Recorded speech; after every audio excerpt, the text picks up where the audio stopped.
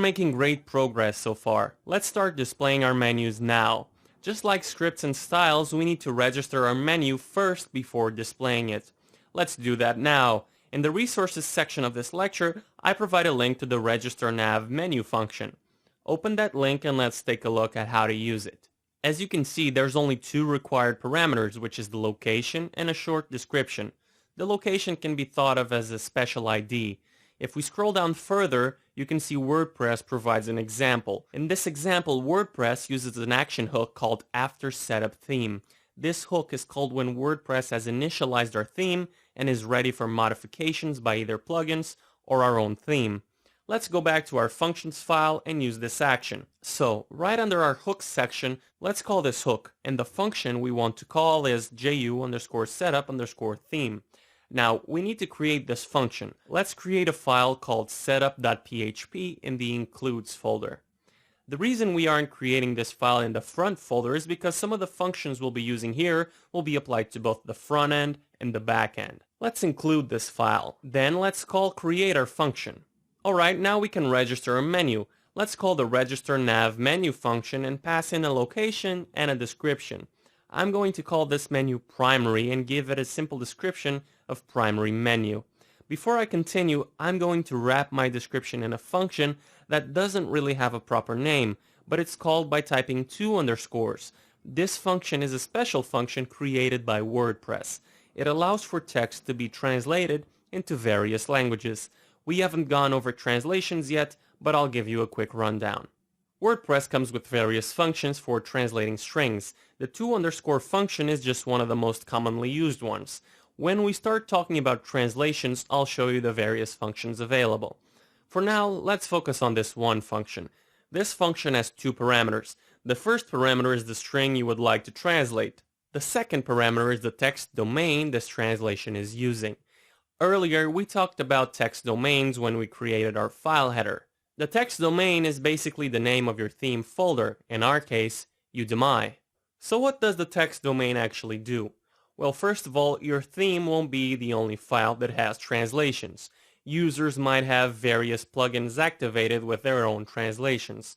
You can think of a text domain as an ID. If we pass in our text domain, WordPress will know we want to use a translation from our theme and not some other plugin loaded. After all, primary menu is a phrase that can be used throughout our site.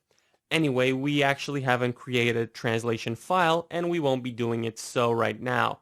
If WordPress doesn't find a translation, then WordPress just won't translate the string and just return the original string.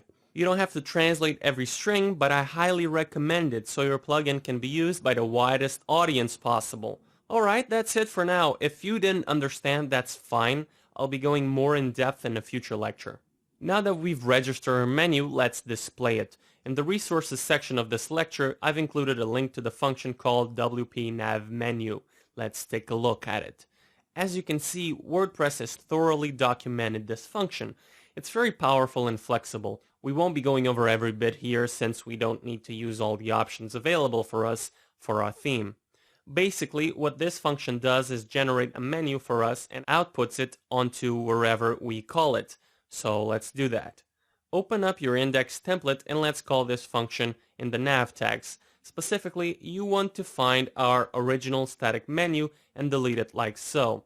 Next, open up some PHP tags and call the function wp-nav-menu. This function can be called as is and WordPress will just use its default settings, but we don't want that. We have some things we would like to specify. This function only has one parameter, which is an array. So let's create an array, and then in this array, our first item will be theme location. This key's value should be the location name we used in the register nav menu function. The name of the menu we registered was called primary, so this key's value should be primary.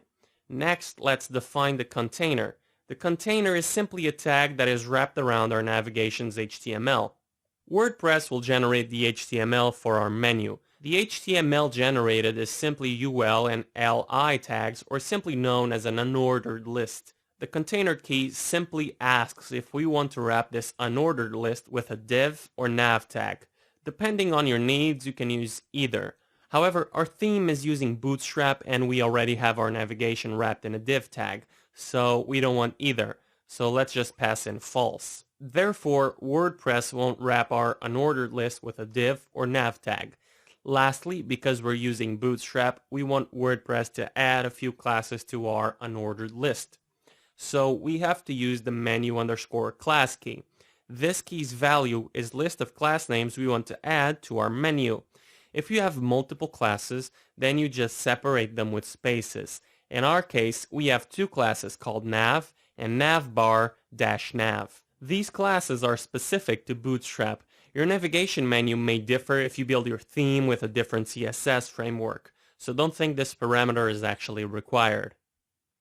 That's it. Now, if we refresh our page, it won't work as expected. This is because we actually haven't created a menu yet. Let's do that now. In our WordPress dashboard, go to Appearance, Menus, and then Create a Menu. Take quick notice of the Menu Settings section. You'll see that there's a subsection called Theme Location. This lists all the theme locations we registered in our setup file. Let's assign this menu to the primary menu. I'm only going to have the About page assigned to this menu. If we save our menu, you'll notice our About menu item being generated properly. You can click this if you like and it will work, but it won't display the content. We'll fix that very soon. Before I end this lecture, I want you to take note of one thing. In the WordPress's menu page, you'll see WordPress outputted the phrase primary menu for our theme location. Earlier, I told you about translations and how they're performed. WordPress acknowledged that this phrase can be translated and tried to translate it. Since we don't have any translation set, WordPress then outputted the string as is. I just wanted you to notice that.